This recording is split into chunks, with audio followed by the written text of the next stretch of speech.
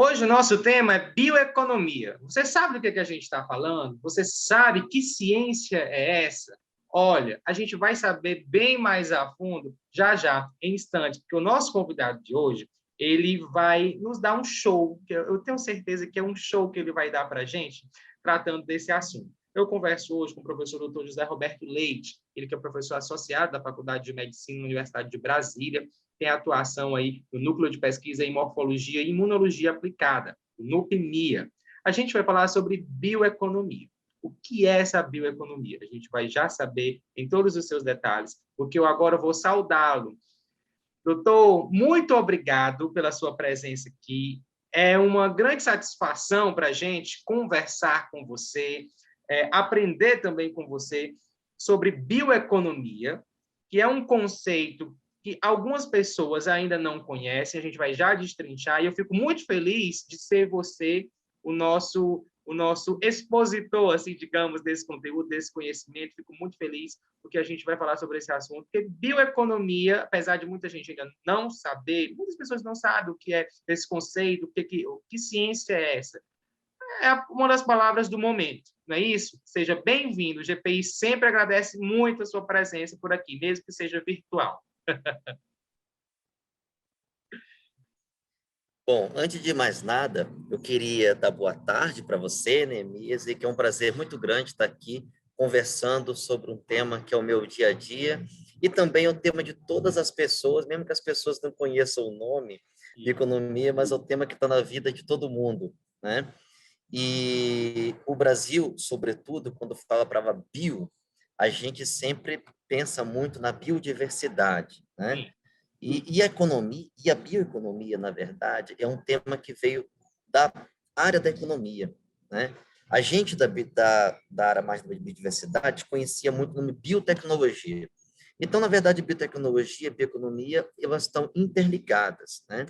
Só que a bioeconomia é num ponto de vista mais amplo, ou seja, seriam soluções comerciais e industriais que vêm de produtos ou substâncias químicas vindo a partir da natureza. Então, embora a biotecnologia seria o produto em si, a bioeconomia é a relação desses produtos com as atividades comerciais e industriais, ou seja, para realmente chegar nas pessoas, não é? Um exemplo extremamente fácil, né, da gente colocar seria, por exemplo, as vacinas, né, que vem de um processo de bioeconomia, onde você tem proteínas naturais, biológicas, de vírus, de bactérias, enfim, que podem ser utilizados como insumos biológicos para prevenção contra doenças infecto-contagiosas, como, por exemplo, nós estamos vivendo hoje o problema da pandemia, né, do novo coronavírus. Então, o assunto bioeconomia está no ar, embora as pessoas não conheçam por esse nome.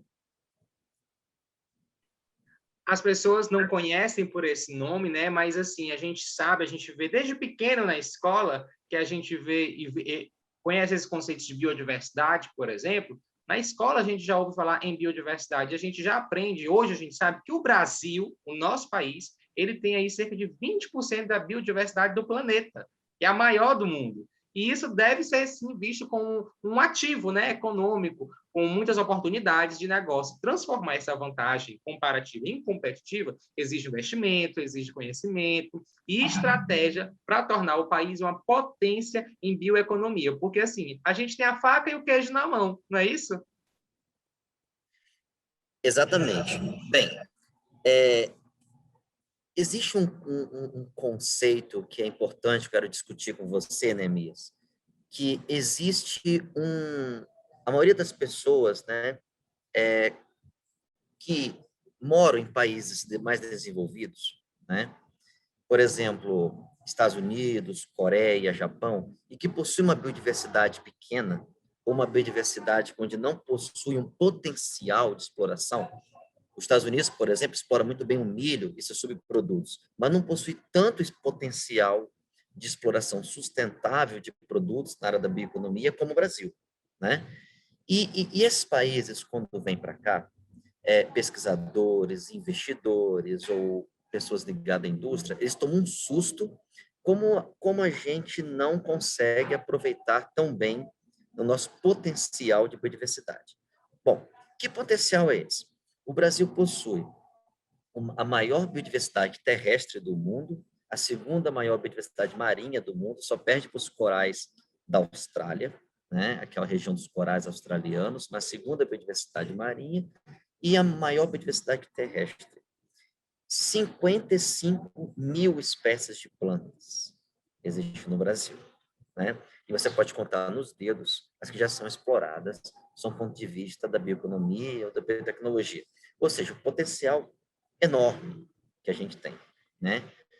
O primeiro medicamento que foi feito a partir da biodiversidade do Brasil, sobretudo da Amazônia, foi a pilocarpina, que foi explorado pelo grupo Merck, e hoje é até explorada pelo grupo Centoflora, né? E produz a pilocarpina, que é usada para o tratamento de cegueira, né? Ou seja, para o glaucoma.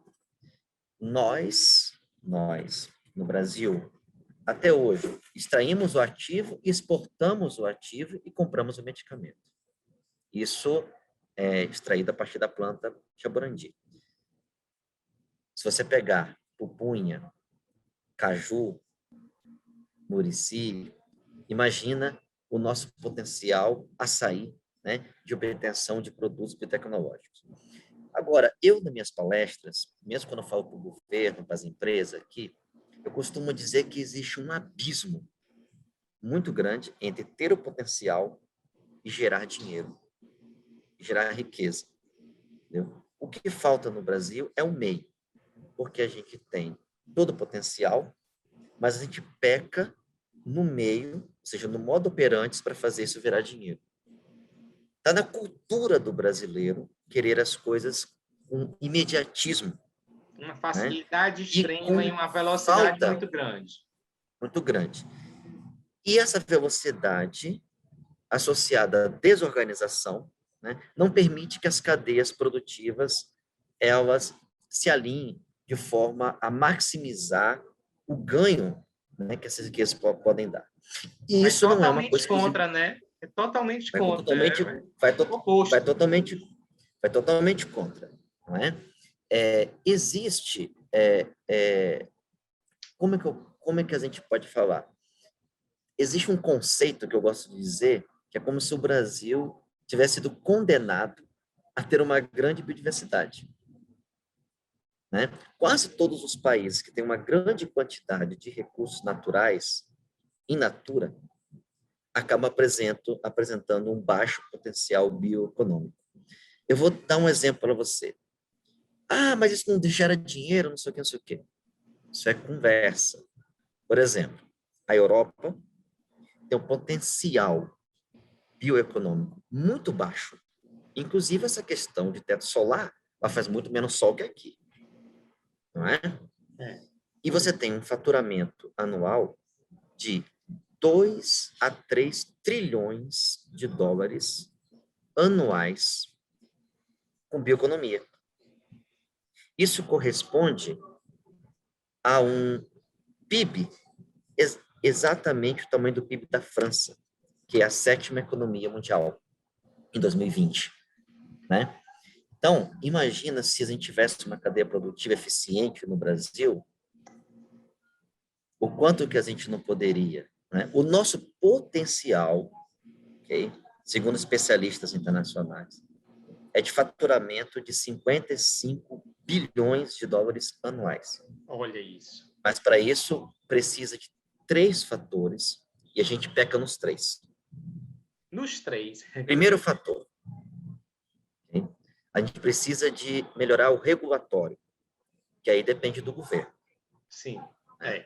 Anvisa, IBAMA, meio ambiente, principalmente as leis de propriedade intelectual, têm que se tornar mais ágeis e mais eficientes, para atrair investidores e incentivar as empresas e pesquisadores que trabalham em conjunto no Brasil para desenvolver novos medicamentos. Eu vou dar um exemplo. Uma patente no Brasil, ela costuma demorar de 4 a 9 anos. Você imagina se você fosse um investidor japonês, você acha lá na Olimpíada, e você está lá fazendo algum marketing, alguma coisa assim, olha, lá no Brasil tem, lá no Piauí, caju. E tem uma substância nova lá do caule do caju, um açúcar que serve para isso, para aquilo, para aquilo. Só que você só pode explorar isso economicamente daqui a 9 anos. O que você acha se investir lá no Nordeste? Não vai ter Então, investimento. você precisa desse primeiro ponto. Só para concluir, os outros 2 pontos. Inovação. Ah, professor, mas nós temos muitas empresas e muitas universidades que fazem inovação. É verdade, e tem melhorado muito. Sim. Só que nós precisamos fazer agora a inovação casada. Ou seja, a pesquisa científica trabalhando em paralelo com a indústria. Principalmente os doutores das universidades da indústria precisa de financiamento, tanto privado como governamental, na relação para que a pesquisa possa ir mais rápido da universidade para a indústria, que uma não vive sem a outra. A indústria não tem recursos humanos e não tem equipamentos para se identificar substâncias, como, por exemplo, a bioprospecção, que é identificar substâncias da natureza com importância biotecnológica, que é a minha área. Não é? Agora, isso tem que ser uma coisa casada. A inovação só vai acontecer para virar produto quando tiver parceria. Por exemplo, o trabalho de doutores na indústria. Agora, não adianta a indústria também querer pagar 5, 6 mil reais a um gênio com doutorado para desenvolver produtos. Já preferi ficar na academia ou dando palestra pela internet. A indústria tem que entender, né, que essa pessoa que tem essa capacidade técnica absurda, né, e acima da média, de pegar a pesquisa científica e levar até um produto, é uma pessoa diferenciada, com doutorado. Deve ser reconhecida e remunerada de forma diferenciada. 8 anos de formação. Agora, quer pagar essa pessoa como se fosse um técnico tradicional. E essa pessoa, com certeza, que a indústria vai levar para lá, entendeu? Ou vai estar desesperada, vai ficar desempregado, ou não vai conseguir levar um bom profissional. E aí, o setor de P&D da indústria brasileira fica envelhecido. Como você falou, você tem que realmente valorizar. E o terceiro ponto, para concluir o geral, não é investimentos. Né? Mas investimentos, estou falando por último. Veja bem. Precisa dessa base antes, né? O dinheiro não é o mais importante. O mais importante é mudar a cultura. Porque se você tem um regulatório ágil, a união entre a indústria e a academia, de fato, com doutores na indústria e a indústria próxima da academia, com mecanismos que possam trabalhar juntos, melhorando os parques tecnológicos das universidades, por exemplo. Gente, não precisa reinventar a roda. Nós temos a Universidade do Porto, que tem o Alpetec, que é o Parque Tecnológico da Universidade do Porto, que tem quase 300 empresas dentro da universidade. A Universidade de Cornell, na Inglaterra, tem 14 mil empresas e geram mais de 70 milhões de dólares anuais para a universidade. Então, você não precisa reinventar a roda. É só você, não digo copiar, mas adaptar os modelos que já existem pelo mundo. Então, você não precisa reinventar nada. Né? O terceiro ponto é investimento, mas eu costumo dizer o seguinte, com organização, sabendo trabalhar, investimento vem. Né? Tanto público como privado. Agora, o governo precisa melhorar inicialmente a questão regulatória. A questão regulatória do Brasil é absurda. O que você tem de projetos interessantes na Anvisa, demorando milênios. Não que a Anvisa tenha que liberar tudo, mas tem que ser mais ágil os processos. Com certeza. Claro, a gente entende a Anvisa a questão da segurança. Igual agora na vacina, você não vai liberar antes dos testes, antes das fases. Fase clínica 1, 2 e 3, tudo normal. Agora, tem processos que estão empacados no regulatório. A palavra é empacada mesmo.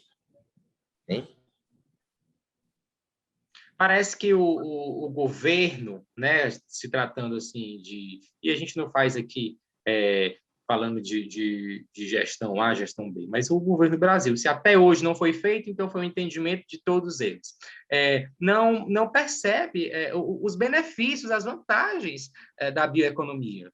Gente, a bioeconomia, ela traz, como você falou, o estímulo ao avanço tecnológico, a melhora da imagem do próprio país, do próprio Brasil lá no exterior, o desenvolvimento sustentável e também a questão da consolidação da economia de baixo carbono, mais investimentos, você mencionou muito bem a questão de investimentos que podem surgir, a geração de emprego, valorizando os pesquisadores, esses doutores, a própria geração de emprego, a maior segurança jurídica até, e novos modelos de negócio. Eu acho que, assim, atualmente, me diga se você também compartilha dessa ideia, no mundo de hoje, a gente fala de negócios, fala de colaboração, isso tudo é importante, ninguém chega a lugar nenhum sozinho, seja você da área da medicina, da área jurídica, da área do jornalismo, como eu, da área da indústria, parcerias, negócios, o business de antigamente, aquele glamour, hoje virou a questão do negócio, colaboração. Então, assim, gerar negócios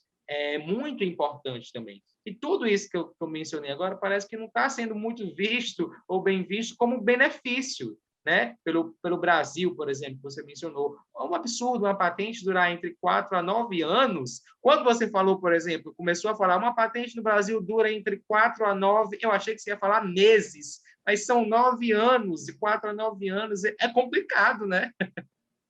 Com certeza. Neemias, você falou uma palavra importante agora de diferentes governos. O povo brasileiro tem que entender uma coisa, né?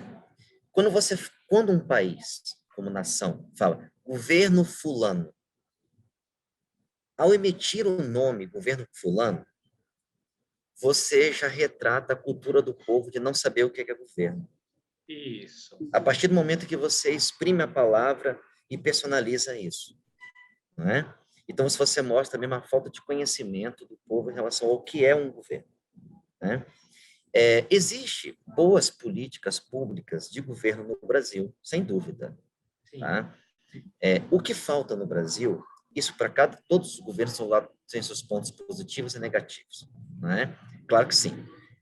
Agora, para você realmente mudar uma nação, você não pode ter políticas de governo, porque o governo é trocado de 4 em 4 anos, entendeu? Mesmo com uma reeleição, no caso da lei brasileira atual, de 8 anos. 8 anos não é nada no processo de uma nação, né? Você só realmente consegue mudar uma nação quando você tem política de Estado. E eu considero o Estado brasileiro muito mais desorganizado que os próprios governos que assumem esse Estado, né? Na verdade, esses governos que assumem o Estado, eles são frutos do Estado desorganizado. Então, por exemplo, quando você está no exterior, quando você ouve falar a palavra Brasil, quando você está no exterior, você ouve falar a palavra Brasil. Eu viajo muito. Você não lembra o Brasil como o país da bioeconomia. Você lembra o Brasil como o país da biodiversidade. São duas coisas muito diferentes. Então, por exemplo, quando você estava no exterior, você não lembra, quando você fala a palavra açaí, no imaginário coletivo do europeu, do americano, ele pensa lá na floresta e tem um açaí. Ele não pensa assim, o Brasil tem a floresta, tem um açaí, do lado tem uma indústria que beneficia o açaí para suco, do lado tem uma indústria farmacêutica que pega aquilo e isola os antioxidantes novos. E do lado você tem um trem que vai levar isso aí muito mais rápido e barato para um porto. Aí você vai ter um porto que vai levar aquilo para o exterior. Eu desafio você a achar um estrangeiro que pensa nesse conceito quando ouve falar a palavra açaí no exterior. Não existe, lembra. Ele lembra que é gostoso açaí. Eu vou dar um exemplo para você de perda de oportunidades. Por exemplo, nós estamos há praticamente 2 anos numa pandemia. 2 anos na pandemia. Uma das vacinas são produzidas, né, por um dos fabricantes, a Pfizer, usa um tipo de antioxidante. Todo insumo biológico, todo mundo sabe que é muito perecível. Até o cidadão comum, quando vai vacinar, vê lá os tambores de isopor, uma vacina tem que resfriar, depois tem que tomar no posto de saúde, não é?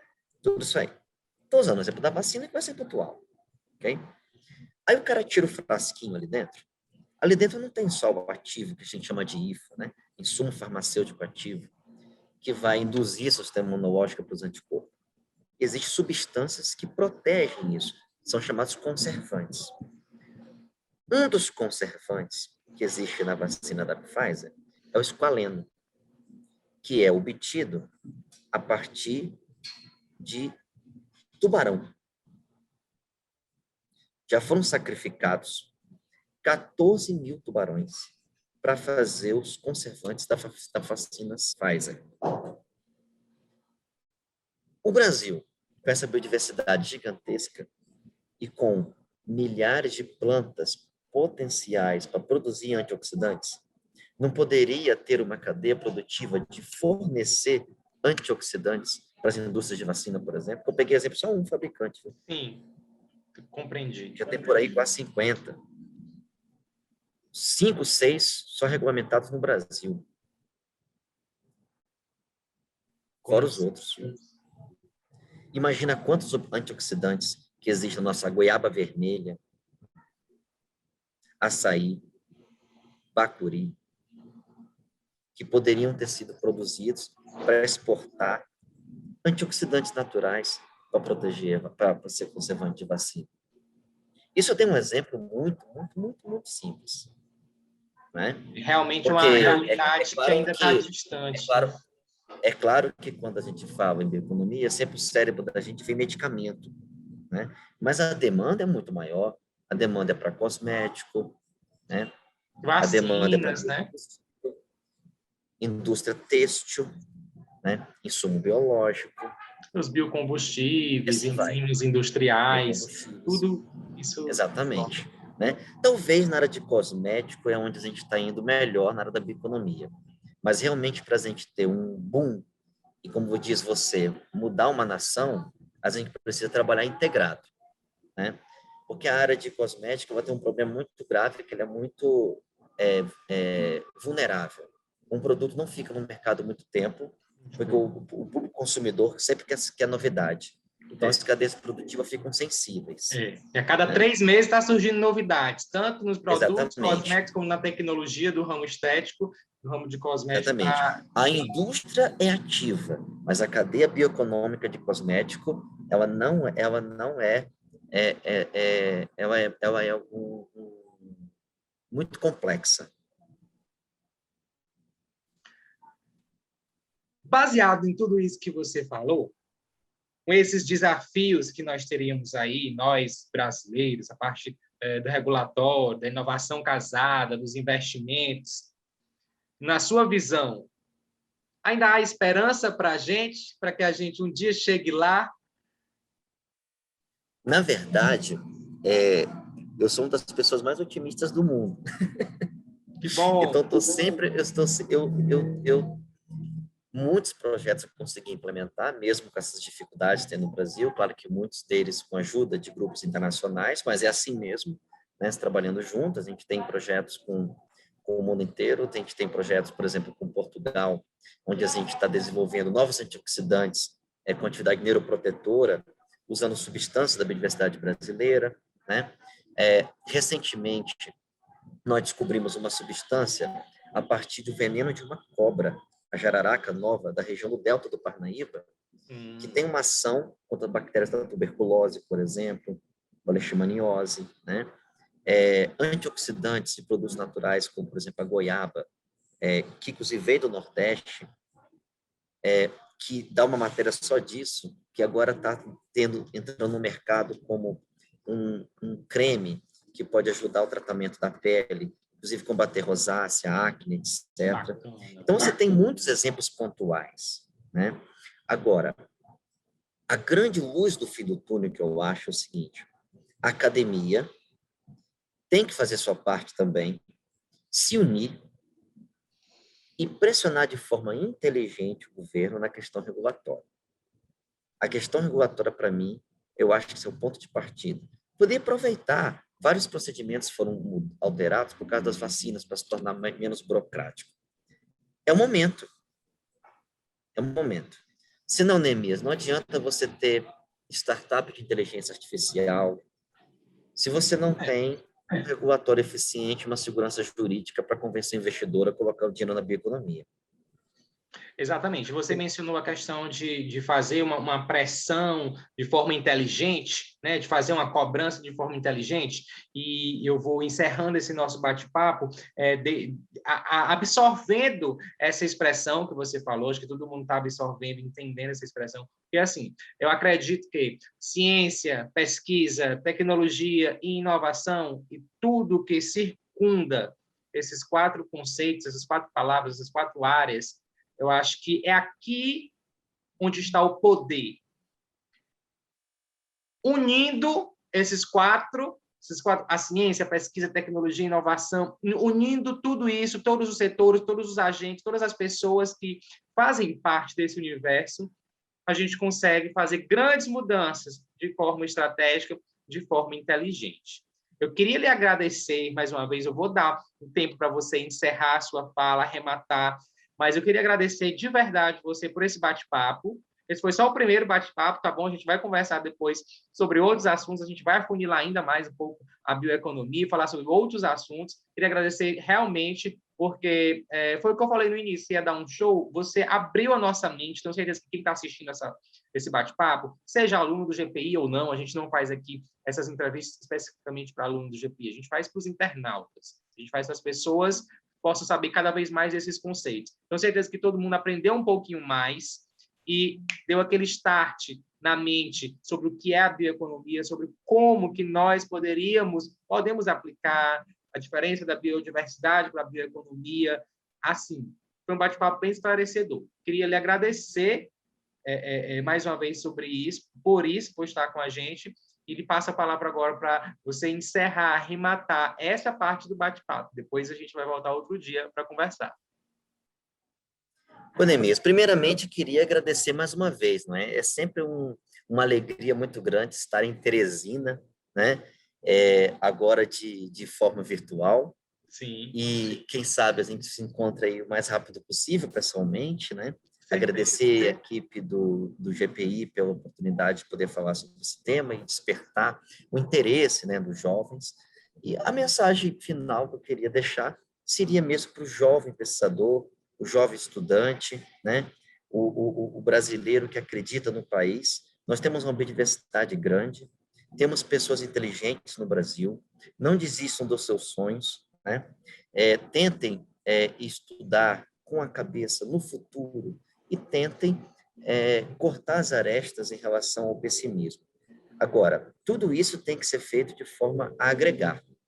Não existe nenhum país do mundo que conseguiu desenvolver com desagregação, né? Se existe alguma coisa que pode realmente fazer com que as coisas funcionem, é nós encontrarmos um ponto de intersecção nos pensamentos e não pontos divergentes. É muito fácil sentar na mesa e, junto com o Neemias, cada um vai pensar uma coisa.